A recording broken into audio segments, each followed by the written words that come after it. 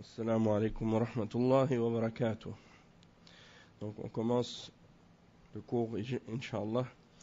Inna alhamdulillah nahmaduhu wa nasta'inuhu wa nastaghfiruh wa na'udhu billahi min shururi anfusina wa min sayyiati a'malina. Man yahdihillahu fala mudilla lahu wa man yudlil fala hadiya lahu. Wa ashhadu an la ilaha illa Allah wahdahu la sharika lahu wa ashhadu anna Muhammadan abduhu wa rasuluh. يا أيها الذين آمنوا اتقوا الله حق تقاته ولا تموتن إلا وأنتم مسلمون يا أيها الناس اتقوا ربكم الذي خلقكم من نفس واحدة وخلق منها زوجها وبث منهما رجالا كثيرا ونساء واتقوا الله الذي تساءلون به والأرحام إن الله كان عليكم رقيبا يا أيها الذين آمنوا اتقوا الله وقولوا قولا سديدا يصلح لكم أعمالكم ويغفر لكم ذنوبكم ومن يطع الله ورسوله فقد فاز فوزا عظيما أما بعد إن خير الكلام كلام الله وخير الهدي هدي محمد صلى الله عليه وسلم وإن شر الأمور محدثاتها وكل محدثة بدعة وكل بدعة ضلالة وكل ضلالة في النار أما بعد. On commence aujourd'hui le cours 3 dans يعني السيرة النبوية, la vie du prophète Mohammed sallallahu alayhi wa sallam. Et donc on va lire dans le livre aujourd'hui Amali fi السيرة النبوية, Amali fi السيرة النبوية du Cheikh Hafiz Hakami, avec les détails de Cheikh Al-Hafiz Ibn Kathir rahimahullah dans son livre Al-Fusul fi Sirat al-Rasoul. Donc on est arrivé à la question 34 dans le livre Amali.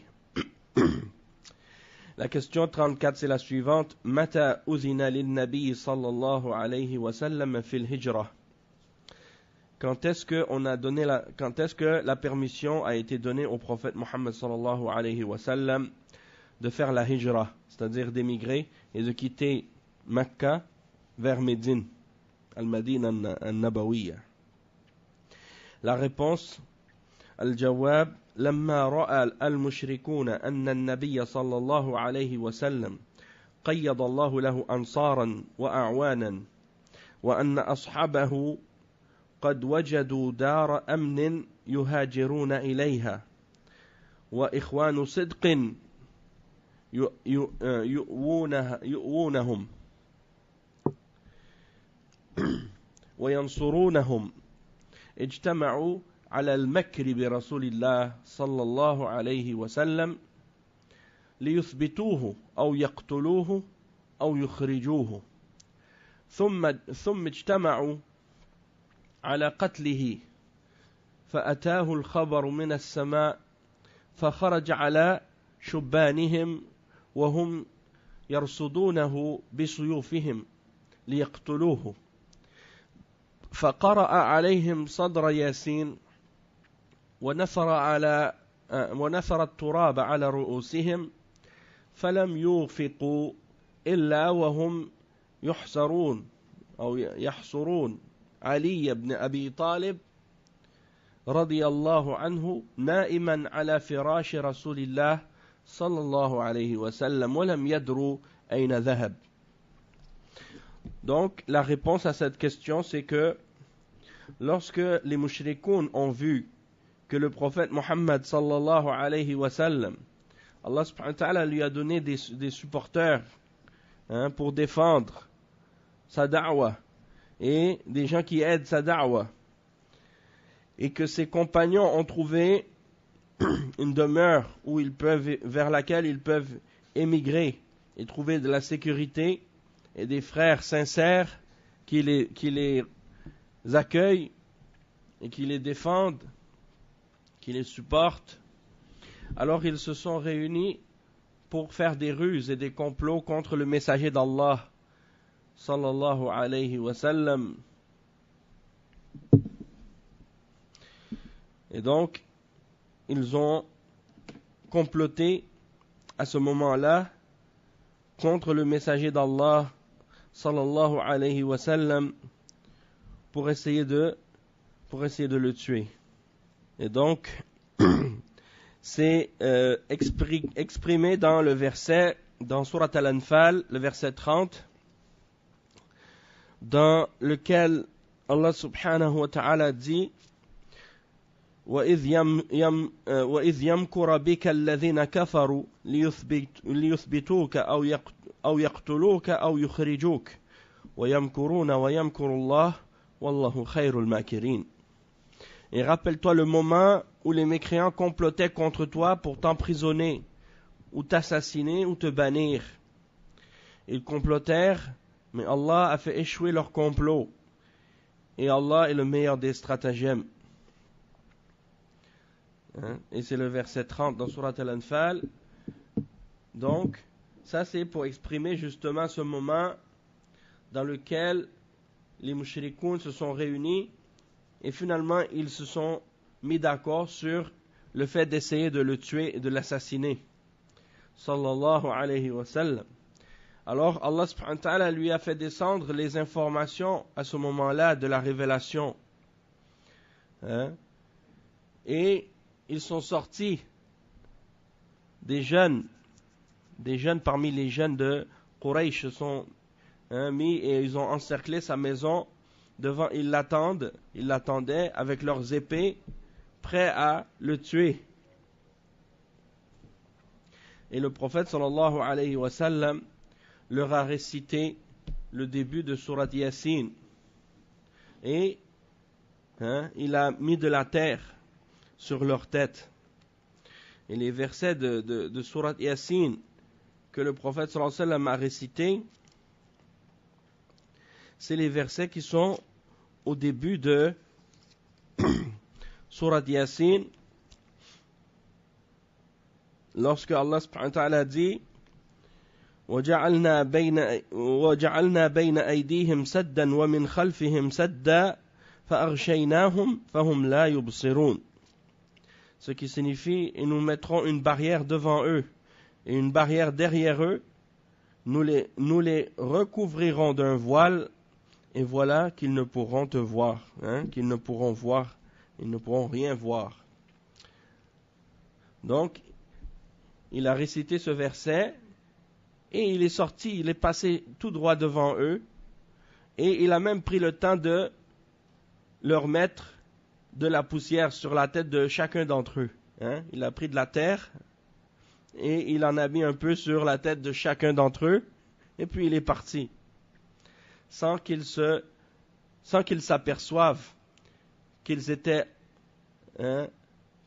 était parti, sallallahu alayhi wa sallam. Et donc ils sont arrivés, ils sont rentrés dans la maison, et ils ont encerclé le lit du prophète sallallahu alayhi wa sallam, pensant que le prophète sallallahu alayhi wa sallam était dedans, en train de dormir, et puis ils réalisent que celui qui était dans le lit, c'était Ali ibn Abi Talib, radiyallahu anhu, qui dormait sur le lit du messager d'Allah, sallallahu alayhi wa sallam, et ils n'ont pas réalisé, ils n'ont pas su que le prophète sallallahu alayhi wa sallam était parti, ni où il était parti.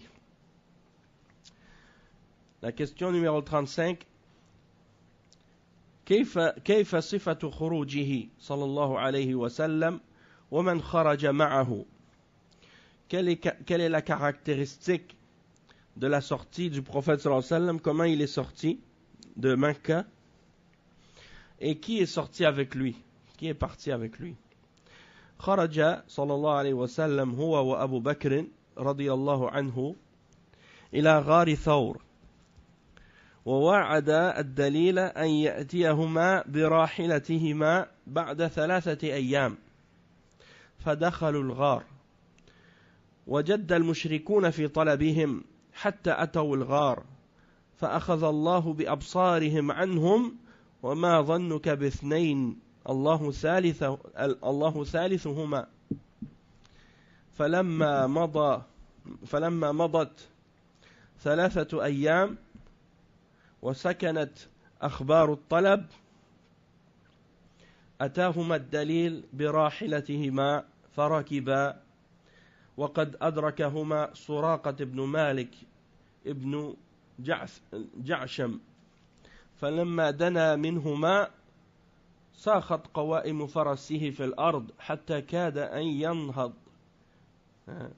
ساخ يعني بعد ذلك لولا أنه طلب الأمان على أن يعمي عنهم الطلب. Donc on va traduire cette explication.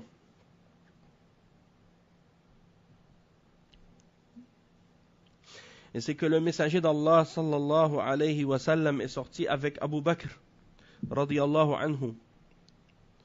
Et en premier, ils se sont dirigés dans une autre direction que la direction de Médine pour tromper les mouchriquins, pour les tromper et pour s'échapper d'eux.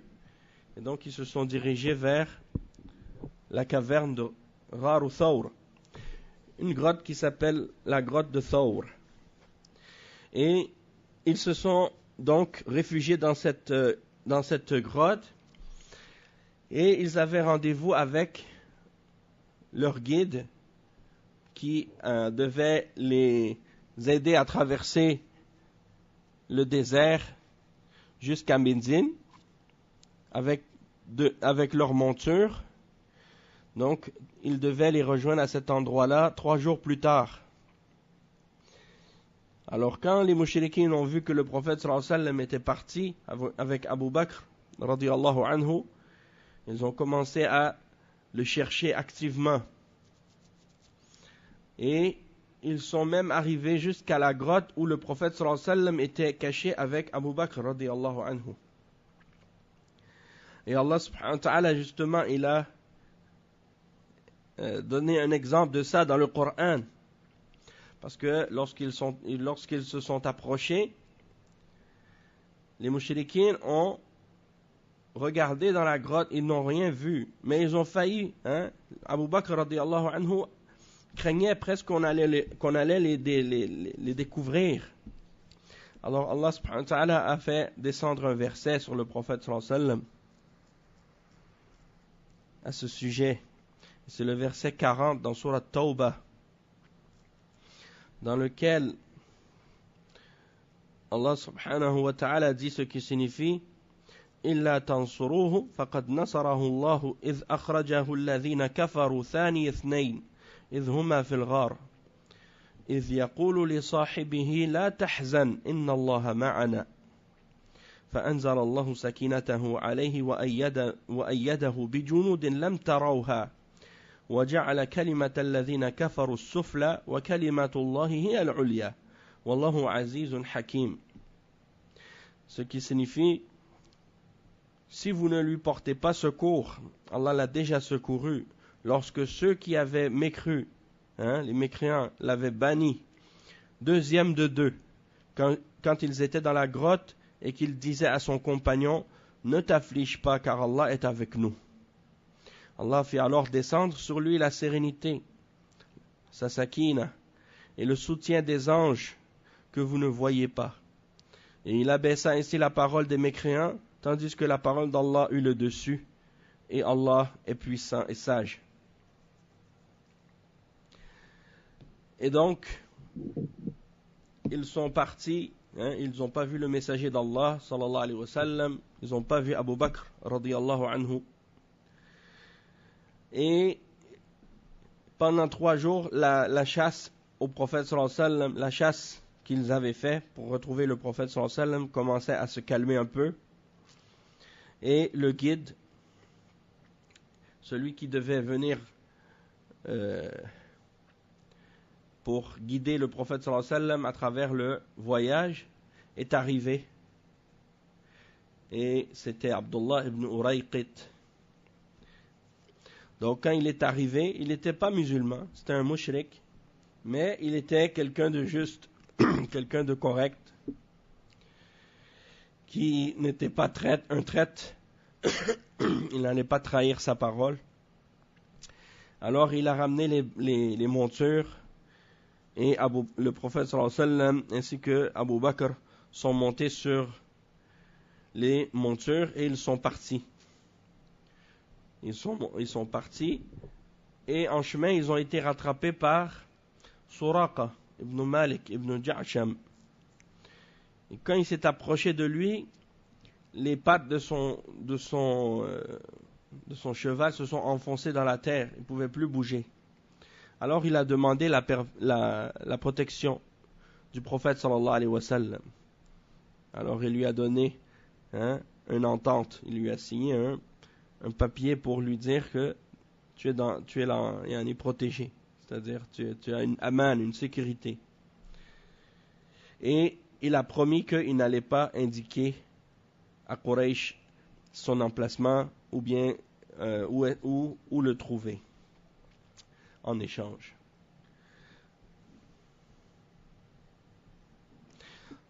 Donc, on va lire les détails maintenant.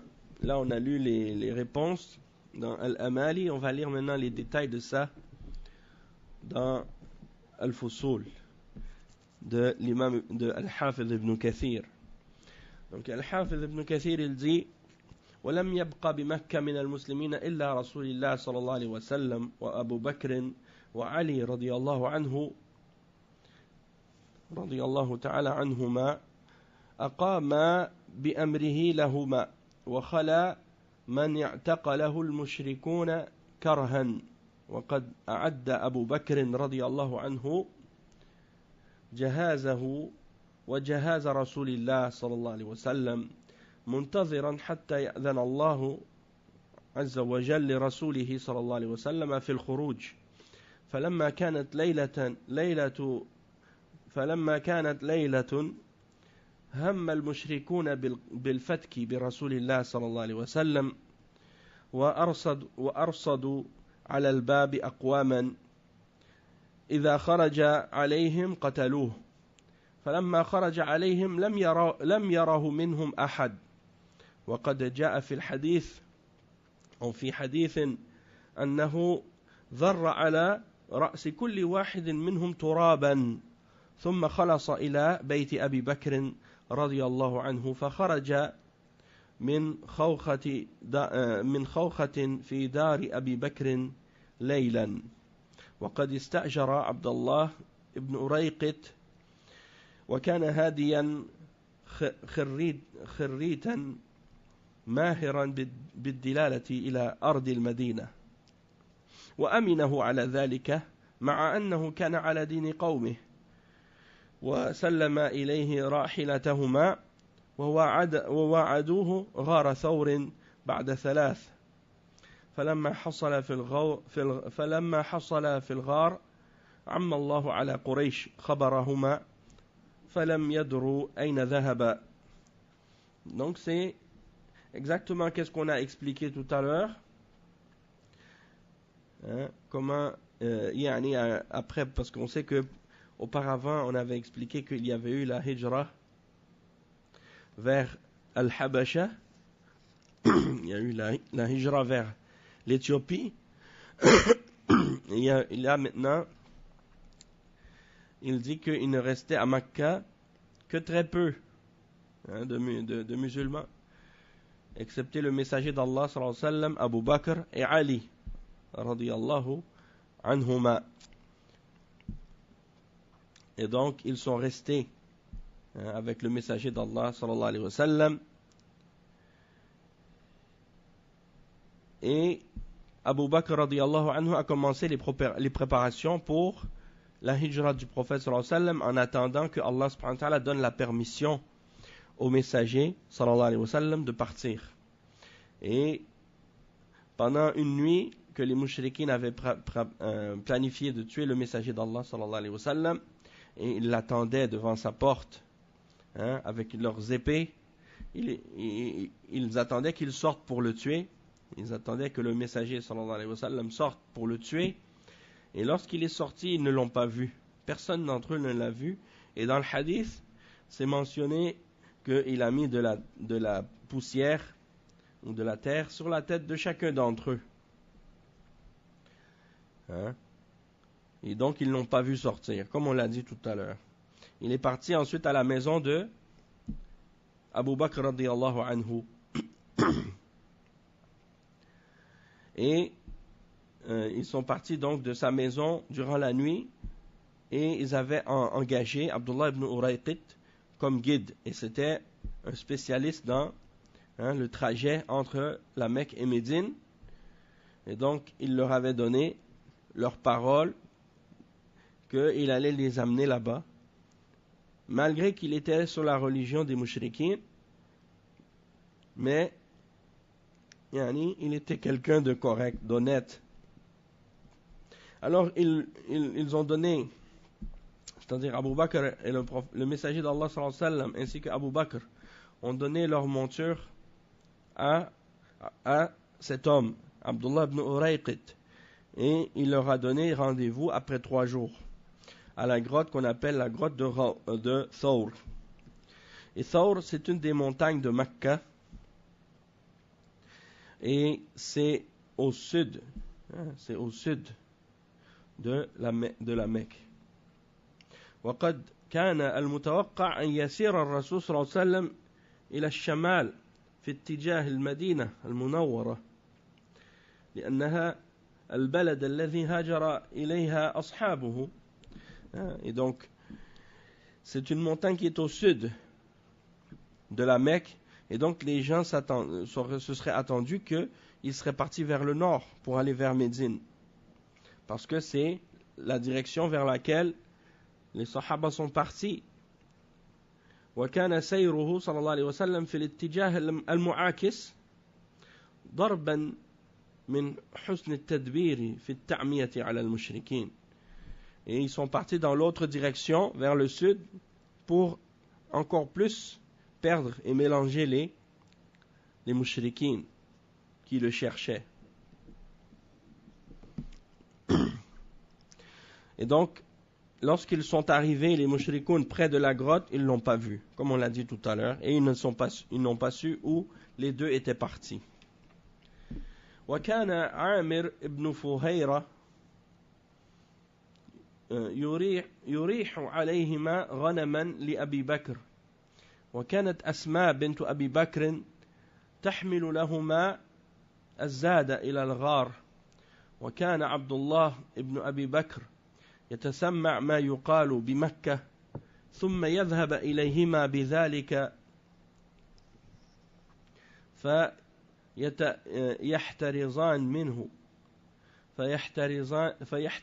منه وجاء المشركون في طلبهما إلى ثور وما هناك من الأماكن حتى إنهم مروا على باب الغار وحاذت أقدامهم رسول الله صلى الله عليه وسلم وصاحبه وعمى الله عليهم باب الغار ويقال والله أعلم أن العنكبوت سدت على الباب وأن حمامتين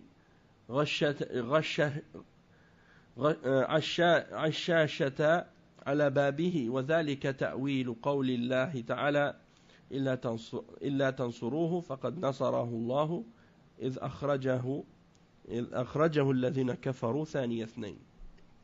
On a lu le verset. Donc il explique que Amir ibn Fuhayra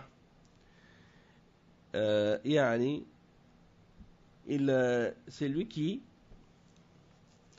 je pense qu'il avait quelques moutons qui appartenaient à Abu Bakr, et Asma bint Abi Bakr, elle leur amenait chaque jour des provisions dans la grotte.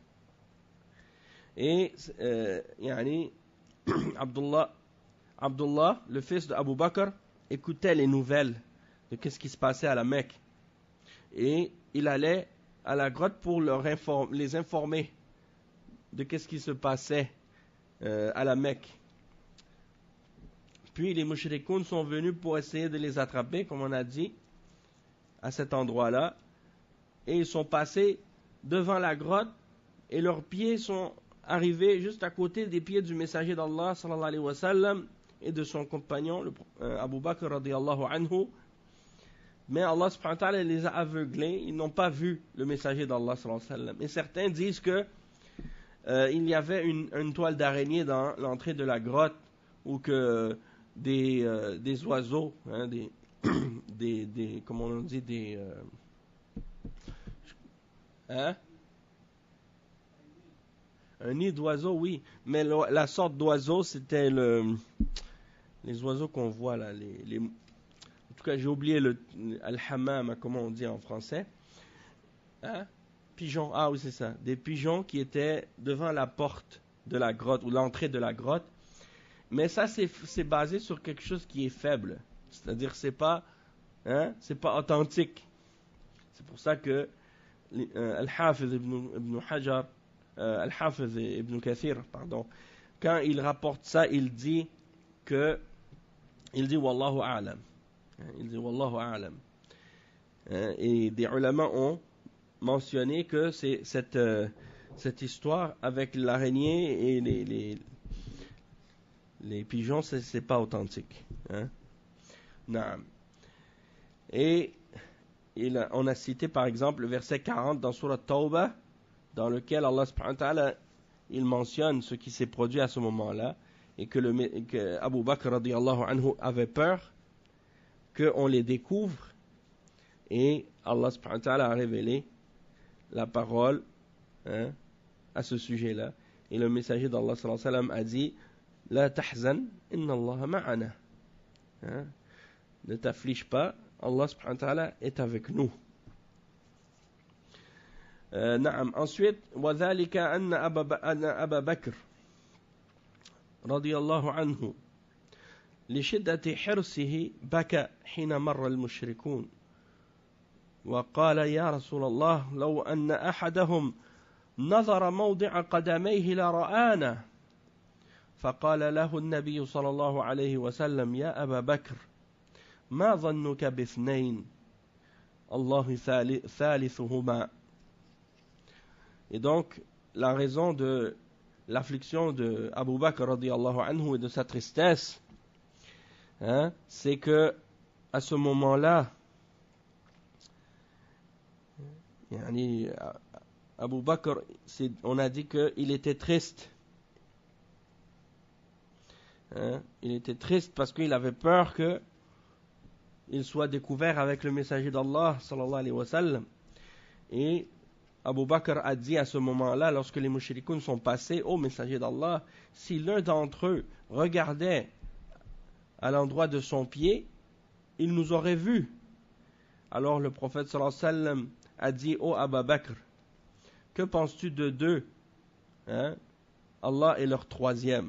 Que penses-tu de deux hommes dont Allah est le troisième, leur troisième, en voulant dire que Allah subhanahu wa ta'ala est avec nous, ne t'inquiète pas. Et ensuite il dit لما كان بعد الثلاث أتى ابن أريقط بالراحلتين فركباهما وأردف أبو بكر عامر بن فهيرة وصار الديل أمامهما على راحلته. Donc il dit que après 3 jours, Ibn Urayqit est venu avec les 2 montures. Et le prophète sallallahu alayhi wa sallam et Abu Bakr sont montés ensemble sur leur monture. Et Amir ibn Fuhayra, c'est un esclave en fait, qui avait été affranchi par Abu Bakr radiyallahu anhu. Et donc, c'est lui qui était chargé d'effacer les traces du prophète sallallahu alayhi wa sallam. Et donc, lorsque Ibn Urayq est arrivé avec les montures, Amir ibn Fuhayra est monté avec Abu Bakr et ils sont partis avec Abdullah ibn Urayqit ad-Dayli, qui est de la tribu de Ad-Dayl, et qui était devant eux, qui les guidait sur sa monture. وجعلت قريش لمن جاء بواحد من محمد وأبي بكر رضي الله عنه ب100 من الإبل فلما مروا بحي مدلج بصر بهم سراقة ابن مالك ابن جعشم سيد مدلج فركب جواده وسار في طلبهم فلما قرب منهم سمع قراءة النبي صلى الله عليه وسلم وأبو بكر رضي الله عنه يكثر الالتفات حذرا على رسول الله صلى الله عليه وسلم وهو صلى الله عليه وسلم لا يلتفت فقال أبو بكر يا رسول الله هذا سراقة ابن مالك وقد رهقنا يعني. Donc à ce moment-là, qu'est-ce qui est arrivé? Lorsque les mushrikoun ont réalisé que le prophète sallallahu alayhi wa sallam leur avait échappé, alors ils ont offert une rançon. Ils ont offert une rançon à celui qui allait ramener le prophète Mohammed sallallahu alayhi wa sallam ou Abu Bakr, et ils ont dit quiconque nous ramène ou trouve Mohammed sallallahu alayhi wa sallam ou Abu Bakr, on lui donnera 100 chameaux. Ça c'était la récompense pour la personne qui ramenait le prophète Mohammed sallallahu alayhi wa sallam ou bien Abu Bakr. Et donc lorsque les gens ont entendu cette récompense, tout le monde voulait essayer de l'obtenir. Et donc lorsqu'ils sont arrivés dans une région qu'on appelle la région de Mudlij, c'était une tribu qui était dans cette région-là, Suraqat ibn Malik ibn Ju'shum, qui était le chef de cette région, de cette tribu, il a monté sur il les a vus. Donc il est monté sur son cheval et il a essayé de les rattraper. Et lorsqu'il est arrivé proche, il a entendu la récitation du prophète Mohammed sallallahu alayhi wa sallam. Et Abu Bakr se retournait constamment par crainte pour le messager d'Allah sallallahu alayhi wa sallam. Tandis que le messager d'Allah sallallahu alayhi wa sallam, lui, ne se retournait pas.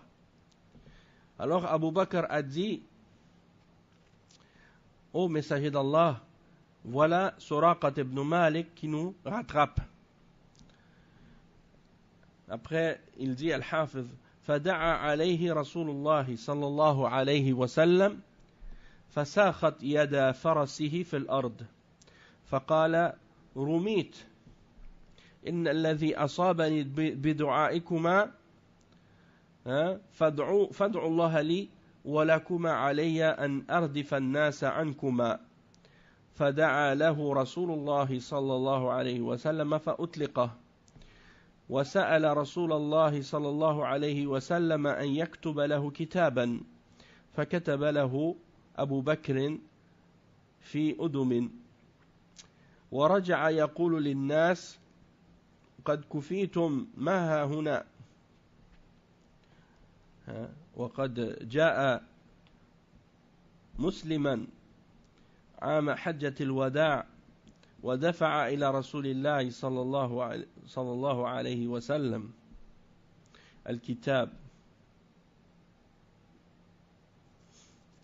الذي كتبه له، فوفى له رسول الله صلى الله عليه وسلم بما وعده وهو أهل لذلك. Ici, وجاءه مسلما أو مسلما, je ne sais pas si c'est un des deux, مسلما.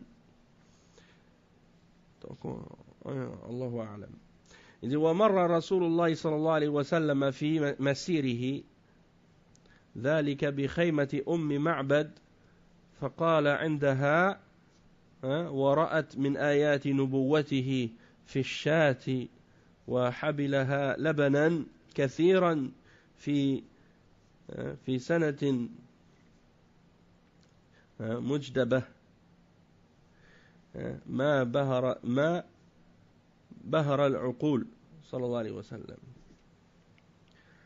Donc il explique ensuite que le messager d'Allah sallallahu alayhi wa sallam a fait une invocation à ce moment-là contre Suraqa ibn Malik. Et les deux pattes de sa monture se sont enfoncées dans la terre. Alors il a dit, j'ai été atteint par votre invocation, par votre dua. Je sais que ce qui m'a atteint, c'est votre invocation. Alors invoquez Allah pour moi. Et si vous me libérez, je vais éloigner les gens ou indiquer aux gens que, pour qu'ils ne vous trouvent pas. C'est-à-dire, je vais renvoyer les gens de votre direction. Alors, il a invoqué Allah subhanahu wa ta'ala. Wa alaykum salam wa rahmatullah. On va prier, Inch'Allah. Juste quelques instants, j'ai presque terminé. Alors, il a fait une dua pour le libérer. Et il a été libéré. À ce moment-là, son cheval a été libéré. Et Suraqa a demandé au messager d'Allah, sallallahu alayhi wa sallam, de lui écrire sur quelque chose, une entente, ou qu'est-ce qu'on appelle une aman, pour dire que rien ne va c'est-à-dire vous allez respecter cet engagement-là, vous n'allez pas me faire quoi que ce soit, et je vais être en sécurité vis-à-vis de vous.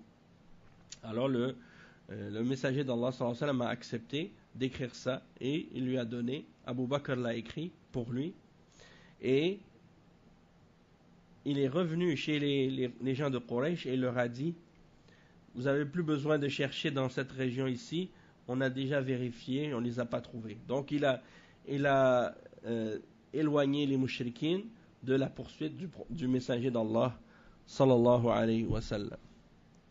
Et il est venu à la conquête de la Mecque, ou bien plutôt l'année du dernier pèlerinage.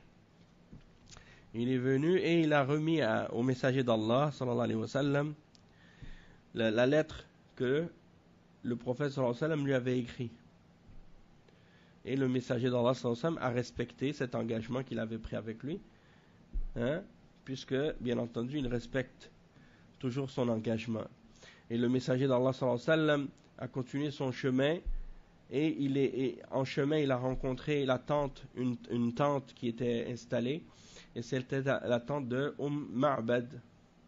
Et Ma'bad, c'est une femme qui s'appelle Atika bint Khalid bint Munqadh bint Rabi'a bint Asram al-Khuza'iyya. Et elle s'est convertie, elle a fait la hijra, et son mari Abu Ma'bad est de la tribu de Khuza'a aussi.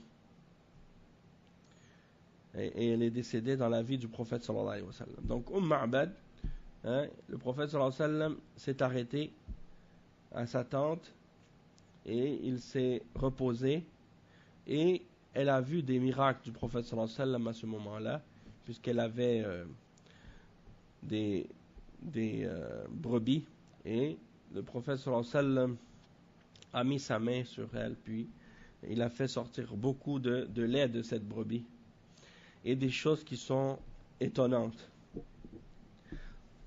Donc on va s'arrêter ici pour l'instant, puis on va reprendre après la salat dans à peu près 15 minutes, Inch'Allah.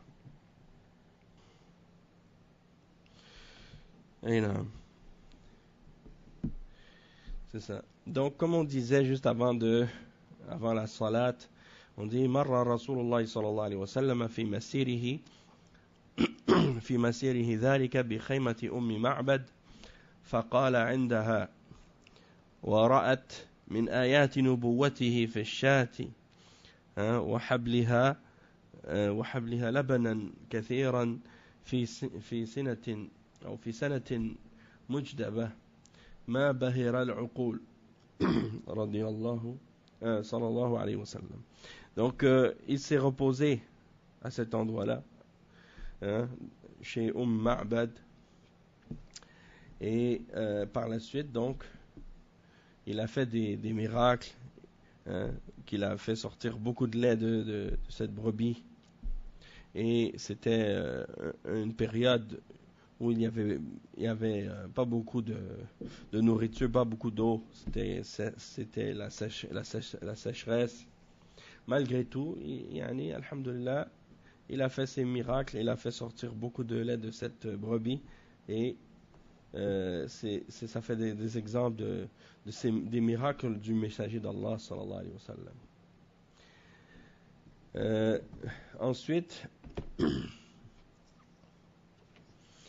Ensuite, le prophète sallallahu alayhi wa sallam a continué donc son chemin vers Médine, et en premier il s'est arrêté à Quba, un endroit qui s'appelle Quba, qui est pas loin de Médine. Et dans Amali, la question qui est posée, la question numéro 36, Mata qadima sallallahu alayhi wa sallam à Quba. Donc, quand est-ce que le messager d'Allah sallallahu alayhi wa sallam est arrivé à Quba? Et la réponse, Qadima sallallahu alayhi wa sallam à Quba nahara lithnatay ashrata khalat min Rabi' al-awwal. وبها بنى مسجده الذي أسس على التقوى من أول يوم على الصحيح في معنى الآية، وإن كان مسجده صلى الله عليه وسلم الذي بالمدينة أسس على التقوى من باب أولى. نعم. Donc le Cheikh Hafiz Hakami dans Amali, il explique que le prophète sallallahu alayhi wa sallam est arrivé durant la journée d'un lundi, et il restait 12 jours avant la fin de Rabi' al-Awwal. Il restait 12 jours avant la fin de Rabi' al-Awwal. Et donc, il s'est arrêté à Quba, qui est une ville proche de Médine, et c'est là qu'il a construit la première mosquée. C'est là qu'il a construit la première mosquée. Et il y a un verset qui a été révélé à ce sujet dans Surat Tawbah, qui mentionne justement cette mosquée-là. Et c'est le verset 108 dans Surat At-Tawbah, dans lequel Allah subhanahu wa ta'ala dit La masjidun ussisa ala taqwa min awwali yawmin ahaqqu an taquma fihi rijalun yuhibbuna an yatatahharu wallahu yuhibbul mutahhirin. C'est-à-dire, c'est ce qui signifie, car une mosquée fondée dès le premier jour sur la piété est plus digne que tu t'y tiennes. Est plus digne que tu t'y tiennes. On y trouve pour y prier, que tu t'y tiennes pour y prier. On y trouve des gens qui aiment bien se purifier, et Allah aime ceux qui se purifient. Donc, ça désigne la mosquée de Quba. Beaucoup de gens pensent que cette mosquée, c'est celle qui est désignée dans ce verset, que c'est la mosquée de Médine, la mosquée du prophète sallallahu alayhi wa sallam. Mais selon qu'est-ce que les savants ont mentionné, c'est la mosquée de Quba, qui était la première mosquée établie sur la piété. Même si la mosquée du prophète sallallahu alayhi wa sallam, qui est à Médine, elle aussi, bien entendu, encore plus, elle mérite encore plus d'être bâtie sur la piété aussi, puisque c'est la mosquée du prophète sallallahu alayhi wa sallam. Combien de temps il est resté à Quba? Ça, c'est la question numéro 37. Kam aqama fihim? الجواب قال ابن إسحاق أقام فيهم الاثنين والثلاثاء والأربعاء والخميس ثم خرج الجمعة فأدركه صلاة الجمعة في بني سالم ابن عوف وهي أول جمعة صلاها بالمدينة وبنو عمرو ابن عوف يزعمون أنه أقام فيهم أكثر من ذلك. Donc, combien de temps il est resté? Selon Ibn Ishaq, il dit il est resté le lundi, le mardi, le mercredi et le jeudi, et il est parti le vendredi et il est arrivé, il a fait la salat de Jumu'ah à Bani Salim ibn Auf. Et c'était la première Jumu'ah qu'il a priée à Médine. Toutefois, Amr ibn Auf, il prétend que la tribu de Amr ibn Auf prétend qu'il est resté plus longtemps que ça.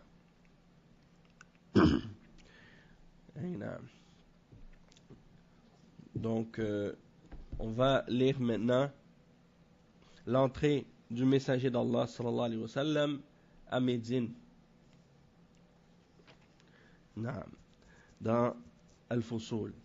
Il dit وقد كان بلغ الأنصار مخرجه من مكة وقصده إياهم فكانوا كل يوم يخرجون إلى الحرة ينتظرونه فلما كان يوم الاثنين الثاني عشر من ربيع الأول على رأس 13 سنة من نبوته صلى الله عليه وسلم وافاهم رسول الله صلى الله عليه وسلم حين اشتد الضحى وكان قد خرج الأنصار يومئذ فلما طلع عليهم رجعوا إلى بيوتهم وكان أول من بصر به رجل من اليهود وكان على سطح أطمه فنادى بأعلى صوته يا بني قيلة يا بني قيلة يعني هذا اسم للأوس والخزرج نسبة إلى جدة إلى جدة لهم تدعى قيلة يا بني قيلة هذا جدكم الذي تنتظرون فخرج الأنصار في سلاحهم وحيوه بتحية النبوة. Donc lorsque les Ansar ont entendu la nouvelle que le prophète sallallahu alayhi wa sallam avait quitté Makkah, et qu'il s'en allait vers eux, chaque jour ils envoyaient quelqu'un pour aller vers Al-Harra, l'endroit où il y a les pierres volcaniques qui entourent Médine.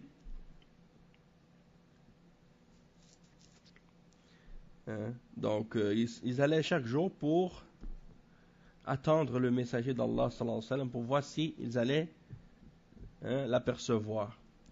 Puis lorsque le 12e jour de Rabi' al-Awwal est arrivé, c'est ça, فلما كان يوم الاثنين الثاني عشر, le lundi du 12, le 12 de Rabi' al-Awwal, c'est ça, après 13 ans de la prophétie,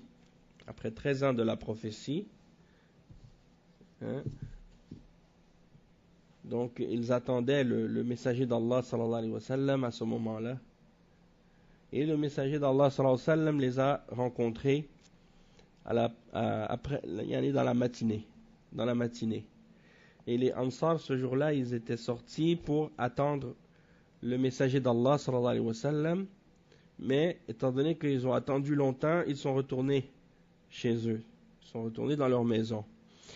Et le premier qui a vu le messager d'Allah sallallahu alayhi wa sallam, c'était un juif qui était sur le toit de sa maison, et quand il l'a vu, il a appelé de toutes ses forces en disant Ya Bani Qila, en parlant de Al-Aws wal-Khazraj, hein, votre homme est arrivé, celui que vous attendez, il est arrivé.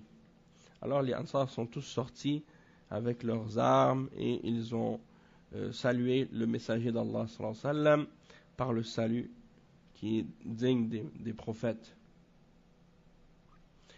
ونزل رسول الله صلى الله عليه وسلم بقباء على كلثوم ابن الهدم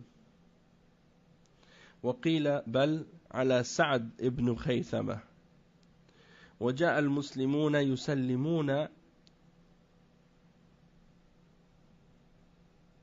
يسلمون على رسول الله صلى الله عليه وسلم وأكثرهم لم يره بعد وكان بعضهم أو أكثرهم يظنه أبا بكر لكثرة شيبه فلما اشتد الحر قام أبو بكر بثوب يظلله على رسول الله صلى الله عليه وسلم فتحقق الناس حينئذ رسول الله صلى الله عليه وسلم.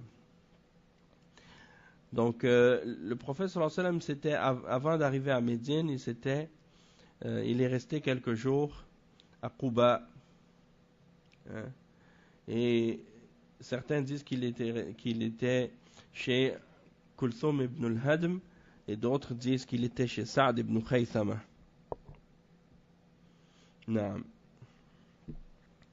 Et il dit que les musulmans sont venus donc pour le saluer, pour saluer le messager d'Allah sallallahu alayhi wa sallam. Et la plupart d'entre eux ne l'avaient jamais vu encore parce qu'ils s'étaient convertis à Médine.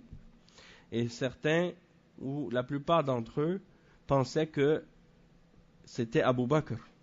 Ils pensaient que le messager d'Allah, sallallahu alayhi wa sallam, c'était Abu Bakr parce qu'il avait beaucoup de cheveux blancs. Hein? Et quand il a commencé à faire très chaud, Abu Bakr radiyallahu anhu s'est levé avec un vêtement pour faire de l'ombre pour le messager d'Allah, sallallahu alayhi wa sallam. Et les gens, à ce moment-là, ont réalisé que c'est-à-dire ils ont réalisé qui était réellement le messager d'Allah sallallahu alayhi wa sallam et que c'était pas Abu Bakr, puisqu'ils ont compris que celui qui s'est levé pour faire de l'ombre c'est Abu Bakr parce qu'il voulait faire de l'ombre pour le prophète sallallahu alayhi wa sallam. فأقام رسول الله صلى الله عليه وسلم بقباء أياما وقيل 14 يوما وأسس مسجد قباء. Donc il est resté quelques jours à Quba, certains disent 14 jours, on avait dit tout à l'heure qu'il est resté quelques jours, donc comme on disait il y a une divergence là-dessus à ce sujet. Il a établi la mosquée de Quba et il dit وَرَكِبَ بِأَمْرِ اللَّهِ سُبْحَانَهُ وَتَعَالَى فَأَدْرَكَتْهُ الْجُمُعَةِ في بني سالم بن عوف فصلاها في المسجد الذي في بطن وادي رانونة. Donc il est parti, le jour qu'il est parti c'était un vendredi, et lorsque c'était le temps de la prière de Jumu'ah, il était à un endroit qu'on appelle Bani Salim. Alors il a prié dans la mosquée qui était à cet endroit-là, dans une vallée, la vallée qu'on appelle Ranuna. Ranuna اسم للوادي الذي نزل منه صلى الله عليه وسلم من قبى إلى المدينة وهو واد يبدأ من جنوب غرب قبى ويلتقي بوادي بطحان قرب المدينة. والمكان الذي صلى فيه صلى الله عليه وسلم في بني سالم بن عوف يقع في بطن الوادي بين قبى والمدينة. Donc c'est un endroit entre Médine et Quba qui s'appelle Bani Salim, et c'est dans une vallée, dans un endroit où il y a des palmiers et tout, et c'est à cet endroit-là qu'il s'est arrêté la première fois, et à cet endroit-là il y a la mosquée qui est connue, qu'on appelle la mosquée Masjid al-Jumu'ah, parce que c'est là qu'il s'est arrêté pour faire le Jumu'ah. Il dit وَرَغَبَ إِلَيْهِ أَهْلُ تِلْكَ الدَّارِ أَنْ يَنْزِلَ عَلَيْهِمْ فَقَالَ دَعُوهَا فَإِنَّهَا مَأْمُورَةٌ Donc les gens, là où ils s'étaient arrêtés, ils ont souhaité qu'ils s'installent à cet endroit-là. Et le messager d'Allah sallallahu alayhi wa sallam a dit, laissez-la, en parlant de la chamelle, laissez-la car elle est ordonnée par Allah subhanahu wa ta'ala. فلم تزل ناقته سائرة به لا تمر بدار من دور الأنصار إلا رغبوا إليه في النزول عليهم فيقول دعوها إنها مأمورة. Donc chaque fois yani, tous les gens de Médine souhaitaient que le messager d'Allah sallallahu alayhi wa sallam s'installe chez eux, hein? Et le messager d'Allah sallallahu alayhi wa sallam disait, laissez-la, hein? Elle est ordonnée, hein?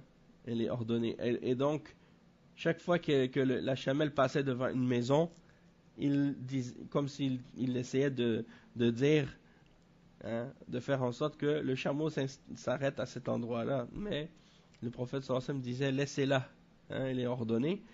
Et il dit, فَلَمَّا جَاءَتْ مَوْضِعَ مَسْجِدِهِ الْيَوْمِ بَرَكَتْ ولم ينزل عنها صلى الله عليه وسلم حتى نهضت وسارت قليلا ثم التفتت ورجعت فركبت في موضعها الأول فنزل عنها صلى الله عليه وسلم وذلك دار بني النجار فحمل أبو أيوب رضي الله عنه رحل رسول الله صلى الله عليه وسلم إلى منزله. Donc lorsqu'elle est arrivée, la chamelle, à l'endroit où aujourd'hui se trouve sa mosquée, elle s'est assise, hein? Puis le messager d'Allah sallallahu alayhi wa sallam n'est pas descendu tout de suite. Elle s'est relevée, elle a encore marché un peu, elle est revenue sur ses pas et elle s'est assise encore une fois à la même place où elle s'était assise la première fois. Alors c'est là que le messager d'Allah sallallahu alayhi wa sallam est descendu, et cet endroit-là c'était la maison de Bani Najjar, ou l'endroit où demeurait Bani Najjar. Alors Abu Ayyub al-Ansari, qui faisait partie de Bani Najjar, hein, il a pris la chamelle du messager d'Allah sallallahu alayhi wa sallam et il s'est installé, hein, il a pris cette chamelle, il l'a ramenée chez lui pour la garder, hein, dans le sens pour s'en occuper. Et puis Abu Ayyub, c'est Abu Ayyub al-Ansari, hein, qui est très célèbre, un des Sahaba. Il s'appelle Khalid ibn Zayd ibn Kulayb ibn Tha'laba al-Ansari, qui fait partie de Bani Najjar, et il a été présent à Al-Aqaba, à Badr, et à beaucoup d'autres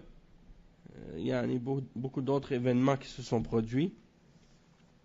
Et c'était un des Sahaba qui a vécu également très longtemps. Il a vécu dans le temps de Bani Umayya. Il s'est même battu dans l'armée de Yazid ibn Muawiyah dans la célèbre bataille qu'on appelle Al-Qustantiniya en l'an 52. Et il est mort, hein, à cet endroit-là, et c'est là qu'il a été enterré, radiyallahu anhu. واشترى رسول الله صلى الله عليه وسلم موضع المسجد وكان مربدا ليتيمين وبناه مسجدا فهو مسجده الآن وبني لآل رسول الله صلى الله عليه وسلم حجرا حجرا إلى جانبه. Donc le messager d'Allah sallallahu alayhi wa sallam, il a acheté donc cet endroit pour sa mosquée, et c'était un endroit qui appartenait à deux orphelins, où on faisait sécher des dattes, et on a construit la mosquée à cet endroit-là, et c'est la mosquée où elle se trouve aujourd'hui. À la base, elle était construite avec des briques, et on avait mis des piliers de bois à l'intérieur, faits avec des troncs de palmiers, et le toit était fait de feuilles de palme. Et le prophète sallallahu alayhi wa sallam avait travaillé lui-même dans la construction de cette mosquée. Il avait participé lui aussi. Donc, pour la famille du prophète sallallahu alayhi wa sallam, on a construit des maisons à côté de la mosquée. Et c'est là que habitaient ces femmes. وأما علي رضي الله عنه فأقام بمكة ريثما أدى عن رسول الله صلى الله عليه وسلم الودائع التي كانت عنده وغير ذلك ثم لحق برسول الله صلى الله عليه وسلم.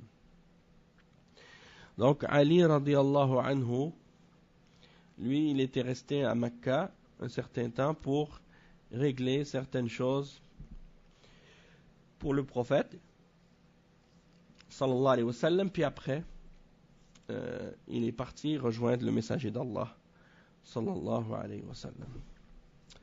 Donc on va s'arrêter ici pour aujourd'hui, Inch'Allah.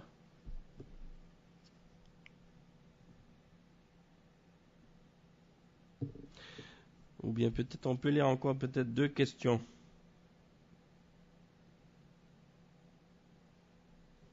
Oui, on va lire 2 questions de Amali, puis on va s'arrêter.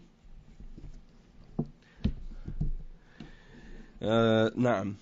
أين نزل بالمدينة لما وصل المدينة وكل من الأنصار يدعوه إلى النزول عنده فدعا فقال دعوها يعني ناقته فإنها مأمورة حتى بركت في مكان مسجده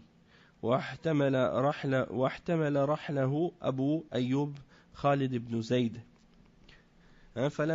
فلم يزل النبي صلى الله عليه وسلم في داره حتى بنى مسجده ومساكنه صلى الله عليه وسلم. Et donc, qu'est-ce qu'on a lu? C'est la même chose que où est-ce que le prophète sallallahu alayhi wa sallam s'est installé à Médine. Lorsqu'il est arrivé, tous les Ansar voulaient l'inviter chez lui. Alors, il a dit, laissez ma chamelle parce qu'elle est ordonnée. Donc, elle s'est installée à un endroit où c'est là qu'on a construit la mosquée aujourd'hui.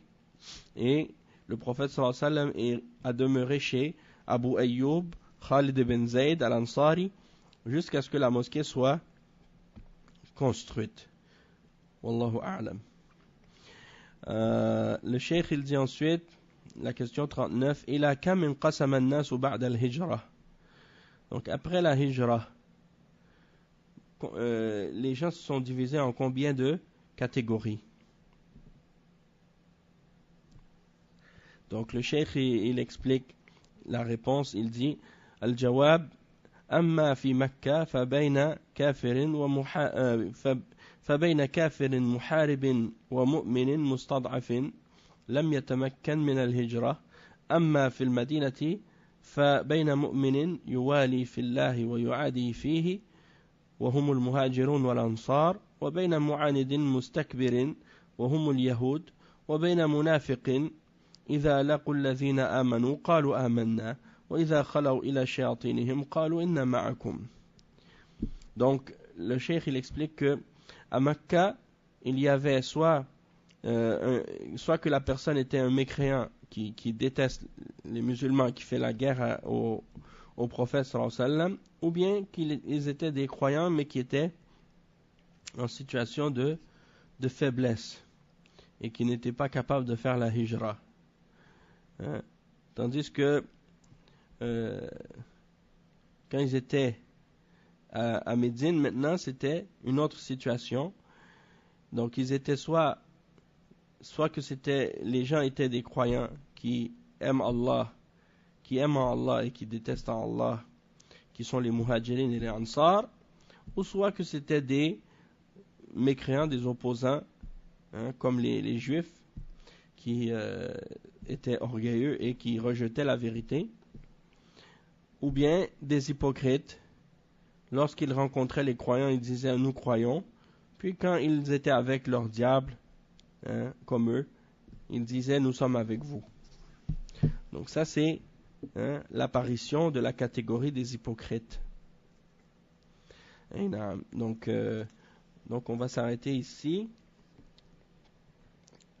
à la prochaine question, c'est la question 40. Et donc, c'est à partir de là qu'on va reprendre la prochaine fois, Inch'Allah.